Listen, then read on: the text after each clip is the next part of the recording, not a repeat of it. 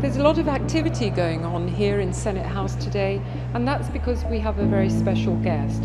His name is Tommy Bowe. He's the Irish international rugby player who's just completed a very successful season with the British Irish Lions against Australia. Tommy is also a student with the University of London International Programmes, and we're making a very special presentation to Tommy today. This is an artist whose name is, what's his name? Richard Walker, who specialises, his name's, okay, bright lad. Richard Walker, who specialises, he's an obsession with this building actually, which, believe it or not, was once the tallest building in London. So Tommy, this is for you. I hope you'll put it up somewhere. Thank you. Right.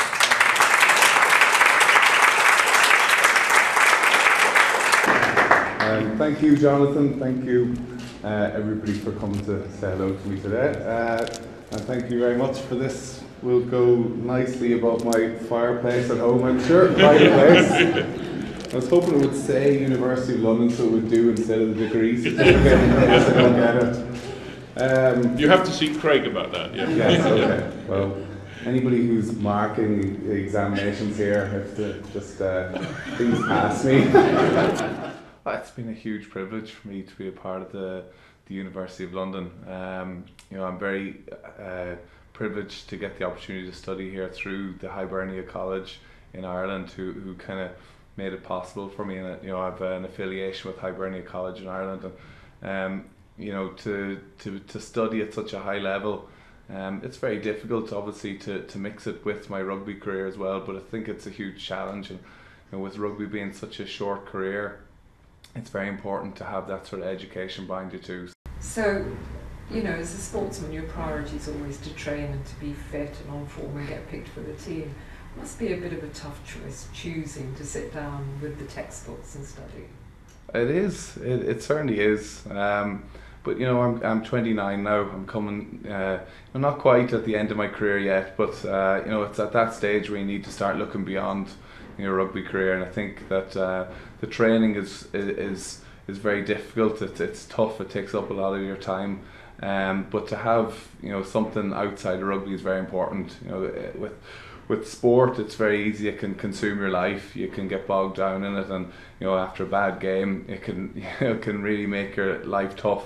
And it's nice to have something to be able to concentrate on outside of rugby. Tommy, do you think there are any transferable skills that you bring from the sports arena into studying?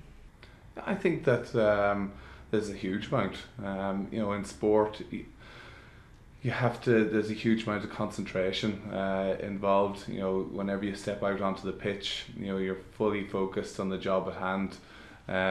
There's so many calls and plays and patterns and everything involved in the sport that you need to know.